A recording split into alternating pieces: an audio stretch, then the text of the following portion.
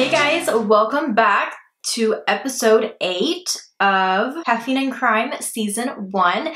I have been having so much fun this season, but with this episode, it only means we have a couple more until this first season is done, which is crazy. I've had a lot of fun researching this case of the Short family for a couple different reasons. I had never heard of this case before, and you guys know I've been trying to stick to cases that have stuck with me, or cases that I still think about all the time and stuff like that. I want it to be cases that kind of just made me feel a certain way. But this case is the very first case that was requested from one of you guys, so this one still means a lot. I was so excited to get a request, and I've really enjoyed looking up this case and all the details, and it literally is a case that I don't ever think I really heard of before. So it's very interesting though. So this is, of course, the Short family murder. This is a cold case, so this is never been solved, and so this is a little bit more of a mystery, what really happened. This took place in Bassett, Virginia, and the person who sent this in to me said that she lived very close to this and she remembers being so spooked by this happening, which I would have been too. On August 14th, 2002, which is my son's birthday actually, not in 2002. He was born in 2013, but my son's birthday is August 14th. The Short family was last seen in the Burger King drive-thru in this town in Virginia. Michael and Mary Short looked like a middle-aged couple, but they were just a regular family, a simple family. It wasn't, they didn't have all these dark secrets and all these enemies and stuff like that. This was a small town and everyone that knew them cared about them. They didn't have any enemies. They were regular people going on with their life and with their 9-year-old daughter, Jennifer. People say they looked very happy and Jennifer was a star student. So it's unsure what happened that awful night. On August 15th, 2002, Lieutenant Curtis Spence went out to the house after a friend had called in that there was a crime scene. So this friend, his name was Chris, and we'll talk about him a little bit more in a little while, but he is the one that came to the home and found the scene and called it in. So Lieutenant Curtis Spence shows up at the house and very quickly sees what is going on. The garage door was left open, and on a couch in the garage was Michael Short. He laid with a bullet right in his forehead. Down the hall in the house, in the bedroom, Mary was found with a bullet in the back of her head too, in bed. They were both shot in their sleep. The house was normal. There was no signs of anybody coming in and taking anything. There was no signs of a fight or anything like that. The house was simply just as it was. But what really alarmed them and continued this mystery was the fact that Jennifer was gone. Her room was the only room disturbed in this entire house. The sheet on her bed had come off in one of the corners, the mattress was moved a little bit, her pillow was in the floor, but besides that, everything else was normal, but she was gone. The search and rescue started up. They mapped out the area in hopes that maybe she had woken up to the gunshots from her parents and had fled the house and just took off on foot, running away from what was going on at her house. Maybe it was a scared 9-year-old girl somewhere out in the woods. So they mapped this area. They looked everywhere for this little girl. Finally, they had placed missing flyers of her everywhere in hopes of getting her back. Days later, Michael and Mary were both buried, and the search was still ongoing for little Jennifer. There was a reward for $100,000 for her return, but there was still no sign of her. A person of interest, Chris Thompson, who had worked with Michael, he was also the one who found the bodies and called it in. And that was kind of why he was the suspect. They were doing what they were supposed to do on, you know, this is the guy that called this in. We should call him. We should question him, you know, call him in, question him, interrogate him, and see if there was more to it. But he was cleared of everything. He was just a friend of Mike's, and he worked for Mike. And when Mike didn't come into work, he was worried about him. He tried calling and there was no answer, so he went over to the house. And so disturbing that he found them that way. They worked the crime scene, and the lieutenant said that him and some other people literally almost lived in this house of this crime scene because of how long they were there, and for days on end, looking for any clue, any evidence to pinpoint it to anybody. There was no fingerprints. There was nothing that they could go off of. Everyone wanted answers, and things got so desperate that there were talk of Michael not being Jennifer's father. So much talk, in fact, that they resumed his body just to do DNA testing to find out that he, in fact, was Jennifer's father. But they had thought maybe she had a biological father. Maybe he wasn't the biological father and she had one out there and he had come and killed them and took Jennifer. But no, that didn't match up. Michael was Jennifer's father. Then on September 25th, 2002, the news that no one wanted, a couple who lived in Stoneville, North Carolina, called in that their dogs had drug remains up to their house. How terrifying would that be to walk outside to your dogs with literally a body or pieces of a body? But upon searching this area, they found the spot where the rest of the remains laid, and in what looks like a drive-by and toss situation. After bringing the body in, they in fact confirmed that it was little Jennifer.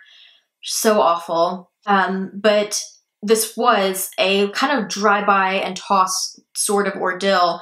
It was like a back road with a low bridge and a creek running underneath it. So it was as if it was somebody who just drove by, tossed her over that bridge, and then just kept driving.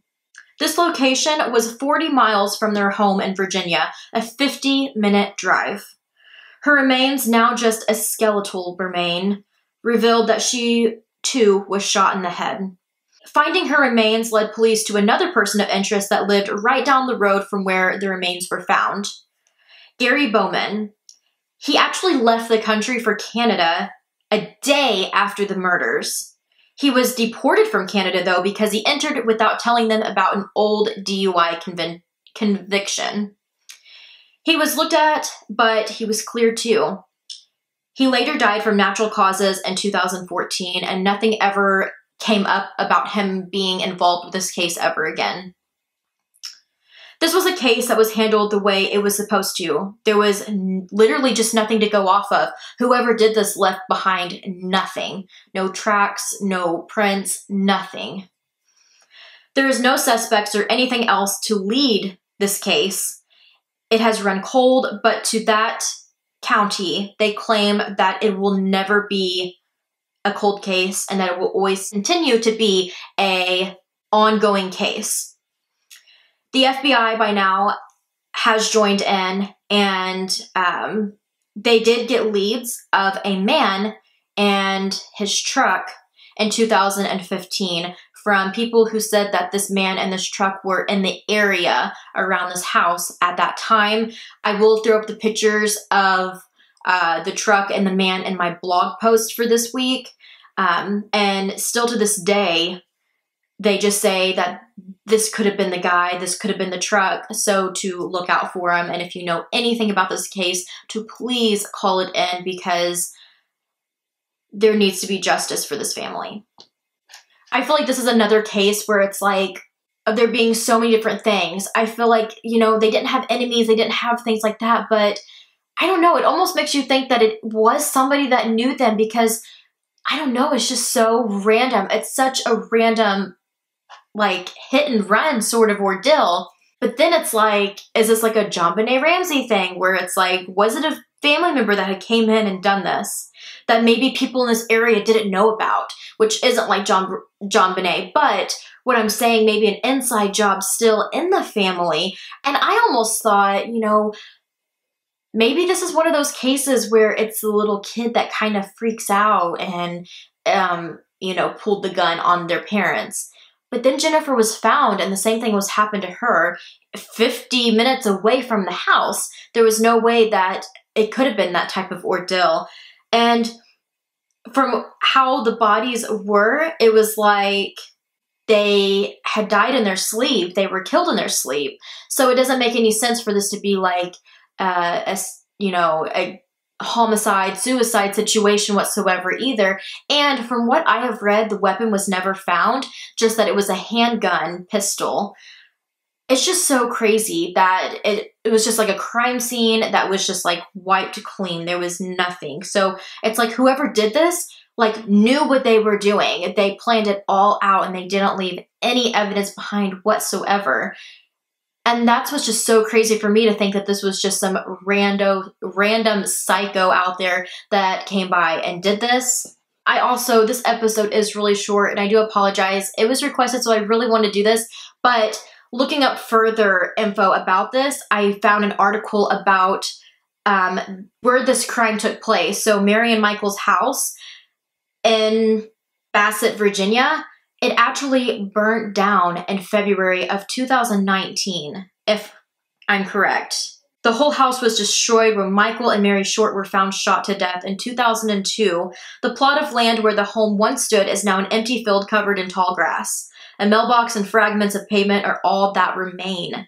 The people who were interviewed were just said it brought back a lot of what happened in 2002, and it's just so devastating. A family member stated, "How does a house catch on fire? We didn't have a storm. There was no electricity in the house for months."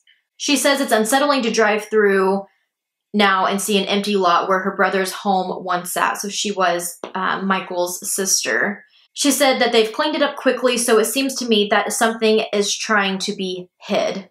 So that is so weird. Like, was a piece of evidence found that they were like, oh my God, we could have solved this back in 2002. I don't know, it kind of makes you scratch your head and think about it for a minute. Like, that is really weird. An abandoned house and then all of a sudden it burns down. My heart just goes out for this family, the family of the Shorts. I wish like crazy something, and I wish I could say like maybe they'll find something, but it's like now all the evidence that could have even been there is completely burnt, and it's just so devastating.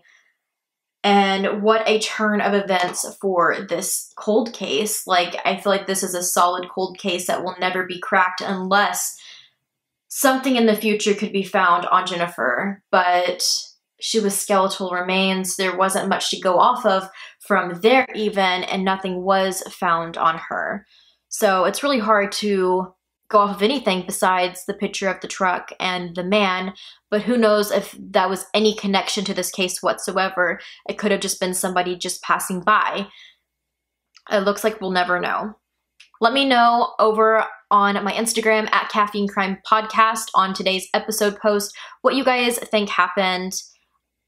Do you think it was just a hit and run situation? That's kind of with the whole house burning down. That's what it kind of makes me think now, because it's just like maybe the cops did screw up. Maybe there was evidence there that they could have went off of. Maybe it was an inside job burning it down. I don't know. What do you guys think? That's so crazy. This is not me saying this did happen. This is just me throwing out theories, but that is crazy. But also, could this have been eating at somebody's conscience this whole time that did this to this family, and they thought, you know, all these cold cases these days are being like broken down and solved. I mean, I just did one on Shannon Siders that just recently they had figured out a cold case for so many years. So maybe they thought that people would go back and solve this cold case, and so maybe they even burnt it down to cover their tracks completely. So crazy. But yeah, let me know over on Caffeine Crime Podcast on Instagram on today's post what you guys think happened. Make sure you check out my blog and all of that. Again, I apologize. This is a rather short podcast and I was not expecting it to be this short. This is probably the shortest episode we have. And I honestly am not meaning to say short that many times with this being the short family murders.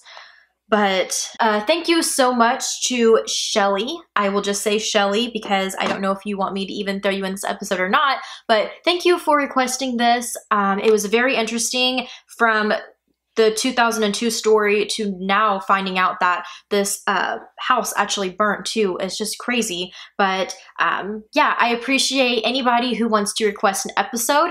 I think I currently have the rest of this season done, but I am taking requests for season 2 and I cannot wait to start pre-filming some of that soon too. But yeah.